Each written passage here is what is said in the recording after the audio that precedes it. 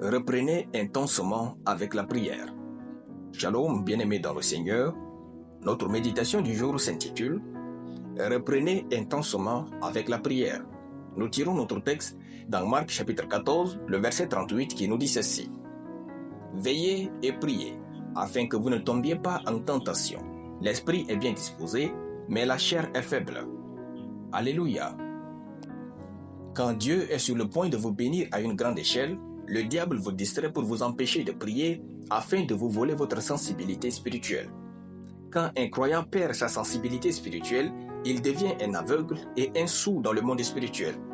Là où vous avez arrêté de prier, reprenez et priez intensément. Là où vous avez arrêté de croire, reprenez ce domaine et priez intensément. Là où vous êtes devenu très distrait, reprenez ce domaine et priez intensément. Là où les prophéties de Dieu ne se sont pas encore accomplies, reprenez et priez intensément. Là où vous avez été éprouvé, combattu et vous avez choisi d'abandonner, reprenez courage et priez intensément. Là où vous avez enterré vos rêves, déterrez-les, reprenez-les en main et priez intensément.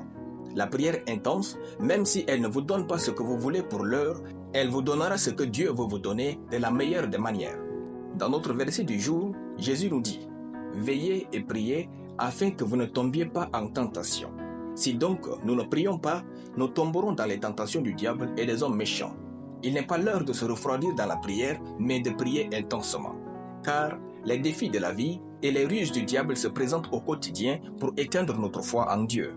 Baisser dans la prière en ces temps difficiles de la fin, c'est signer soi-même son autorisation de mort et la remettre aux ténèbres.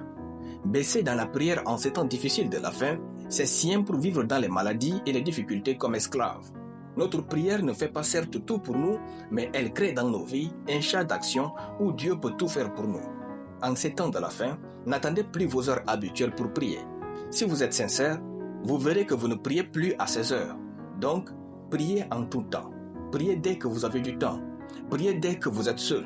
Saturez votre vie par toutes sortes de prières et vivez dans la présence de Dieu en tout temps. Alléluia. Nous allons prier. Je vis dans la présence de Dieu avec un engagement incessant de prière.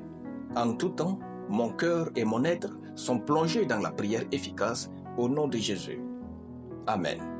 La lecture biblique en une année, 2 Chroniques chapitre 34 à 2 Chroniques chapitre 36. Soyez bénis, c'était le pain du ciel.